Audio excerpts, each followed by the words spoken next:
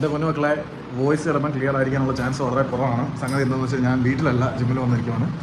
അപ്പം ഇന്റർകാശി വന്നു, കണ്ടു, കീഴടക്കി എന്ന് പറയുന്ന എൻ്റെ പെർഫെക്റ്റ് എക്സാമ്പിൾ ഇന്റർകാശിയാണ്. അവർ വലിയ ഫ്രാഞ്ചൈസി ഫീസ് കൊടുത്ത് ഒരു വാശിപ്പുറത്ത് ടീമിനെ ലോഞ്ച് ചെയ്തു. തൊട്ടടുത്ത സീസണിൽ I league ചാമ്പ്യന്മാരാവുന്നു. Antonio Lopez Sara's എന്ന് പറയുന്ന പരിശീലകനെ കൊണ്ടുവന്നിട്ടുണ്ട്.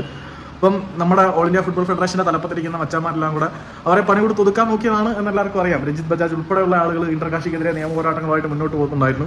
അങ്ങനെ ഇവിടുത്തെ ഹൈക്കോടതിയിലെ കേസും കാര്യങ്ങളും കഴിഞ്ഞാൽ അന്താരാഷ്ട്ര തലത്തിലേക്ക് international court four arbitration of സ്പോർട്സിൽ സ്വിറ്റ്സർലൻഡിൽ കേസിന് പോയിട്ടുണ്ടായിരുന്നു. ആ കേസിന്റെ വിധി വന്നിട്ടുണ്ട്.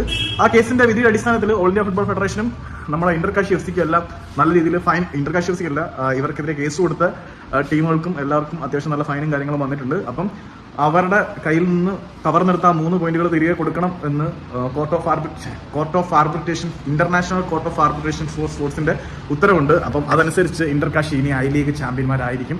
ഒഫീഷ്യൽ ഡിക്ലറേഷൻ ദാണ്ട ലോഡിങ്ങാണ്. പിന്നെ അവരുടെ ISL പ്രൊമോഷനുമായിട്ട് ബന്ധപ്പെട്ട് ചെറിയ ചില നിയമ സാങ്കേതിക തടസ്സങ്ങൾ നിൽക്കുന്നുണ്ട്. എന്തായാലും ഇന്റർകാശി ഹർ ഹർ മഹാദേവ് ഹർ ഹർ കാശി വന്നു, കണ്ടു, കീഴടക്കി.